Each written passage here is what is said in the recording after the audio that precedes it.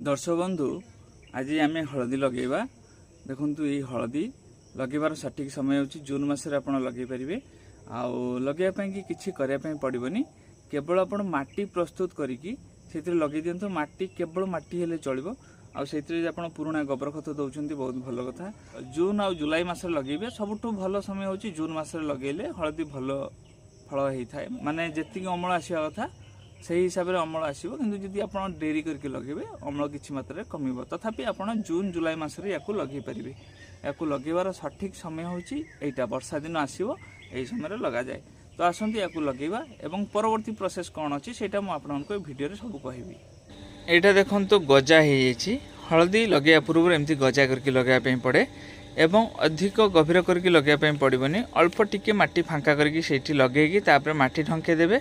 हलदी लगे पूर्व गजा करके लगाई पड़े जिते बजार हलदी